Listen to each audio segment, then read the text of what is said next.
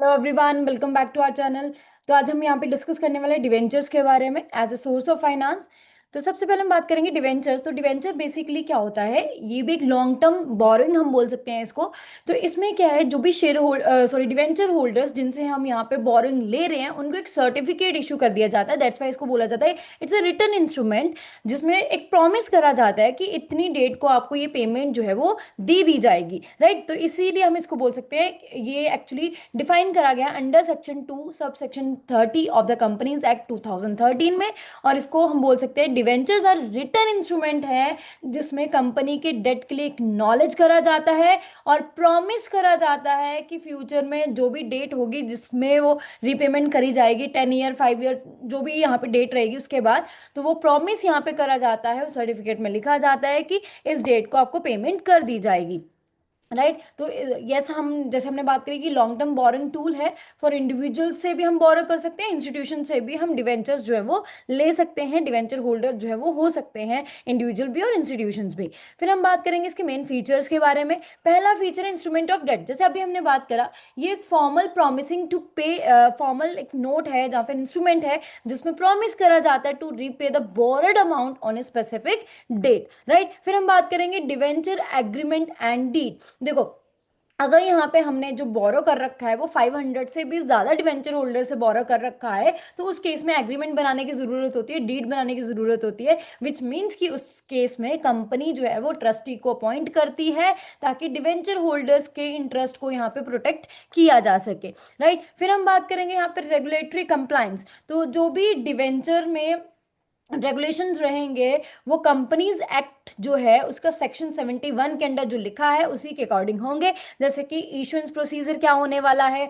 Convertibility कि debentures को बाद में कन्वर्ट किया जा सकता है, उसमें इक्विटी में कि नहीं किया जा सकता, होली कन्वर्टेबल है, पार्शली कन्वर्टेबल है, राइट। देन हम बात करेंगे वोटिंग राइट होगा कि नहीं होगा, creation of reserve, reserve create करना पड़ेगा कि नहीं करना पड़ेगा। तो इसके लिए सारी गवर्नेंस जो है वो सेक्शन 71 में लिखे रहे हैं कंपनीज एक्ट में, राइट। तो उसी के अकॉर्डिंग यहाँ पे इसको गवर्न किया जाएगा। रिडम्पशन नॉर्म्स क्या रहेंगे, राइट। फिर हम बात करेंगे फिक्स टेन्योर। तो अभी हमने बात करी जैसे कि इसकी डेट स्पेसिफिक कर रखी होती है ऑलरेडी कि कब हमें ये पेमेंट करनी है, तो इसको हम बोलते हैं फिक्स मैच्योरिटी डेट होती है फॉर रिपेमेंट, जिसको रिडम्पशन बोला जाता है कि इस डेट को इसको रिडीम करना पड़ेगा, रिडम्पशन हमें करनी पड़ेगी। फिर हम बात करेंगे कुछ परपेचुअल बॉन्ड्स भी होते हैं, वो भी यहाँ पे रेगुलेशन के अंडर ही करे जाते हैं, सेक्शन 71 के अंडर ही जो है उनको भी अलाउ करा गया है। देन हम बात करेंगे फिक्स रेट ऑफ इंटरेस्ट की। तो यस, इसमें क्या है, टर्म लोन की तरह ही रेट जो है, कूपन रेट, इंटरेस्ट रेट वो प्री डिटरमाइंड होता है एंड फिक्स्ड होता है, राइट। कि जैसे 10% 12% जो भी है वो फिक्स रहेगा, उतना ही यहाँ पे देना पड़ेगा। और यहाँ पे इवन जीरो कूपन बॉन्ड जो है, जीरो कूपन बॉन्ड होते क्या है पहले तो हम ये बात समझ ले, जिसमें जो है इंटरेस्ट नहीं दिया जाता है रेगुलरली। बट जैसे कि सपोज हमने इशू, सपोज वो यहाँ पे 10 पे कर रहे हैं और रिडीम पे वो 12 पे कर रहे हैं, राइट। तो वो जो ₹2 एक्स्ट्रा यहाँ पे रिडीम के टाइम पे दिए जा रहे हैं ना, वो एक तरह का कंपनसेशन है इंटरेस्ट का ही, कि वो लास्ट में सारा कुछ कैलकुलेट करके इंटरेस्ट ही वो पे करा जाता है, राइट। देन हम बात करेंगे यहाँ पे ऑप्शन एम्बेडेड। तो यस, डिवेंचर्स जो है वो ऑप्शंस के साथ आते हैं, कॉल ऑप्शन के साथ, जिसमें company can redeem debenture early. Company के पास ये कॉल ऑप्शन होता है कि वो कभी भी यहाँ पे आपके डिवेंचर्स को रिडीम कर सकती है। दूसरा पुट ऑप्शन जो कि इन्वेस्टर के पास होता है कि इन्वेस्टर कभी भी डिमांड कर सकता है अर्ली रिडेम्पशन को लेके। फिर हम बात करेंगे no voting right. Yes, eventually अगर हम बात करें डिवेंचर होल्डर्स के पास टिपिकली कोई वोटिंग राइट नहीं होता है, जिससे प्रमोटर कंट्रोल जो है वो रहता है, इनके पास कोई कंट्रोल जो है वो नहीं आता है, डिल्यूजन जो है ओनरशिप की नहीं होती है। Convertible debentures, yes convertible debenture होते हैं, वो डिपेंड करता है कि होली कन्वर्टेबल है, पार्शली कन्वर्टेबल है, तो इक्विटी में उन्हें कन्वर्ट किया जा सकता है। बट ये सारी चीजें प्री स्टेटेड होती हैं इन द ऑफर डॉक्यूमेंट। जब इनको ऑफर करा जा रहा है डिवेंचर्स को जब ये इशू करे जा रहे हैं, तो उसी टाइम पे ये सारी स्टेटमेंट्स जो है वो डिफाइन कर दी जाती हैं कि किस रेट पे होगा। जब भी ये कन्वर्जन होगा, पूरे के पूरे डिवेंचर्स को कन्वर्ट करना है, पार्शली आधे डिवेंचर्स को कन्वर्ट करना है, बाकी रिडीम कर देना है। तो ये सारी चीज़ें पहले ही डिसाइडेड होती हैं। फिर हम बात करेंगे यहाँ पे एडवांटेजेस की। तो पहले एडवांटेज क्या है, low cost of raising fund है कंपेयर टू इक्विटी, क्योंकि इक्विटी में हमें क्या है, डिविडेंड देना होता है, वो ज़्यादा भी हो सकता है, कम भी हो सकता है, क्योंकि वो इरेगुलर बोल सकते हैं हम उसको, कोई फिक्स नहीं है, बट लेकिन इस पे फिक्स जो है वो हमें इंटरेस्ट देना पड़ता है, राइट। तो वो चाहे प्रॉफिट बहुत ज़्यादा हो रहा है तब भी हमें उतना ही डिविडेंड जो है वो, सॉरी, इंटरेस्ट जो है वो देना पड़ेगा। बट डिविडेंड के केस में ऐसा नहीं होता, जितना प्रॉफिट होगा उतना डिविडेंड हमें डिस्ट्रीब्यूट करना पड़ेगा। फिर हम बात करेंगे फिक्स्ड इंटरेस्ट लायबिलिटी है। एडिंग फाइनेंशियल प्लानिंग कर सकती है कंपनी की, उसको पता है बस इतना ही इंटरेस्ट जाना ही जाना है, बाकी जो पैसे है उसकी फाइनेंशियल प्लानिंग की जा सकती है। फिक्स्ड रिडम्पशन डेट भी है, उसके लिए पहले से ही कोई रिजर्व बना के रख सकते हैं, जिससे कि फंड मैनेजमेंट एफिशिएंटली फंड को मैनेज कर सकती है company. No dilution of ownership, इसमें कोई भी ओनरशिप डिल्यूशन नहीं होती है, कंट्रोल जो है वो मैनेजमेंट के पास ही रहता है। नेगोशिएबल कॉस्ट एंड टर्म जो है वो इशू के टाइम पे ही डिसाइड हो जाती हैं, जब भी इशू करने उसी टाइम पे सारी टर्म एंड कंडीशन जो है वो डिस्कस कर ली जाती हैं। फिर हम बात करेंगे डिसएडवांटेजेस की। तो सबसे पहले कि रिजिड रीपेमेंट ऑब्लिगेशन है, वंस इशूड टर्म फिक्स हो जाती है, चाहे उस टाइम पे कंपनी को लॉस भी चल रहा है, बट उस टाइम पे रिडीम करना ही पड़ेगा क्योंकि टर्म ऑलरेडी फिक्स्ड है।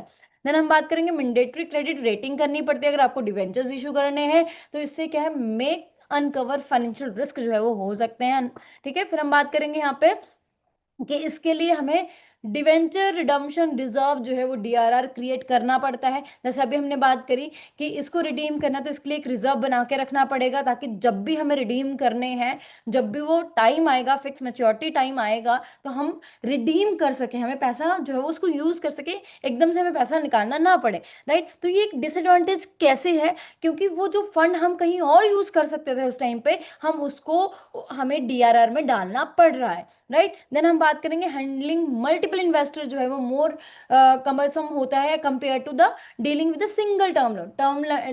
टर्म लोन में हम बात करें कि बहुत ज़्यादा लोन हम एक ही लेंडर से ले लेते हैं, एक ही फाइनेंशियल इंस्टीट्यूशन से या बैंक से ले लेते हैं, बट इस केस में हमने क्या देखा, हम डिवेंचर होल्डर्स से जो है वो बहुत सारे हो सकते हैं, कोई इंडिविजुअल भी हो सकता है, कोई इंस्टीट्यूशन भी हो सकती है, जिनको हम डिवेंचर्स इशू करते हैं। अब हम बात करेंगे यहाँ पे कि 30 ईयर्स में मोर देन 10 लाख से भी ज्यादा बैंकर्स को हेल्प मिली है हमारी वीडियोस एंड पीडीएफ की हेल्प से, JIB CIB and bank promotion exam को क्रैक करने में। हमारी जो वीडियोस है वो फ्री ऑफ कॉस्ट जो है वो अवेलेबल है यूट्यूब चैनल पे। अगर आप अपडेटेड वर्जन जो है वो वीडियोस का चाहते हैं, तो आपको nstoorschoolofbanking.com पे आना पड़ेगा। अब यहाँ पे आके जो है वो आपको अपडेटेड वर्जन ऑफ वीडियोस जो है वो मिलेगा, जिससे आपके एग्जाम को क्रैक करने की पॉसिबिलिटी जो है वो और बढ़ जाएगी। तो अब हम कुछ क्वेश्चंस डिस्कस कर लेते हैं। फर्स्ट क्वेश्चन है, which of the following statement correctly describe regulatory requirement of debenture issuance under the companies act 2013। तो यहाँ पे पहला बोला जा रहा है, a debenture trust deed is mandatory if debentures are issued more than 500 person. ठीक है, दूसरा बोला जा रहा है यहाँ पे, creation of a debenture redemption reserve is compulsory, कि डीआरआर हमें बनाना ही पड़ता है। ठीक है, तीसरा बोला जा रहा है, debenture holder enjoy voting right equivalent to the equity share holder. Fourth one बोला जा रहा है, convertibility term must be disclose in the offer document when issuing convertible debentures.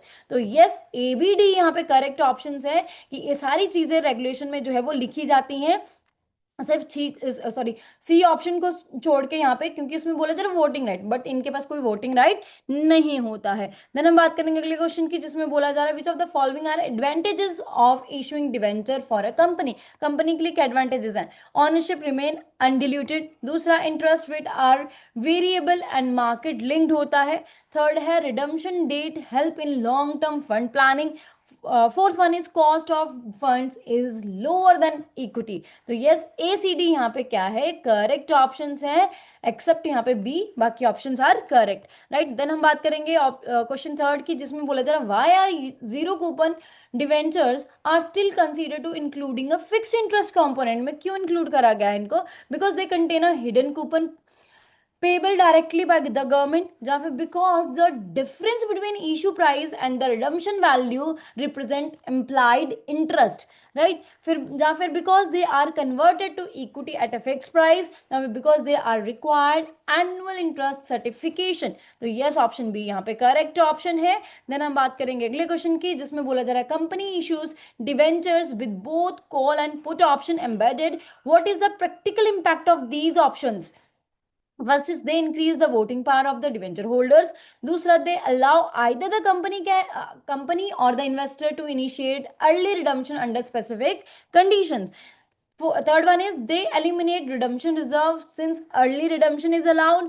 Fourth one is they convert debenture into unsecured loans. तो yes, option B यहाँ पे correct option है कि यहाँ पे कंपनी या फिर इन्वेस्टर जो है वो रिडम्शन अर्ली रिडम्शन के लिए यहाँ पे बोल सकते हैं, राइट। कॉल ऑप्शन है तो कंपनी बोल सकती है, पुट ऑप्शन है तो इन्वेस्टर्स बोल सकते हैं, राइट। देन हम बात करेंगे फिफ्थ क्वेश्चन की, जिसमें बोला जा रहा है assertion debenture created rigid repayment obligation for a company. Reason है यहाँ पे the interest rate, redemption date and repayment term are fixed at the time of issue. Options है हमारे पास, both A and R correct है, R is a correct explanation of A है, both A and R true है but R is not correct explanation of A is true but R is false, are is A is false but R is true. Yes, option A यहाँ पे correct option है, that is both R correct है and R is A correct explanation of A है। Debenture create rigid repayment क्यों create कर देते हैं, क्योंकि इनका इंटरेस्ट भी फिक्स्ड होता है, इनकी रिडम्पशन रेट भी फिक्स होती है एंड रीपेमेंट की जो टर्म्स हैं वो भी फिक्स होती हैं at the time of issue ही वो सारी चीजें यहाँ पे फिक्स कर दी जाती हैं। So that's all, thank you very much.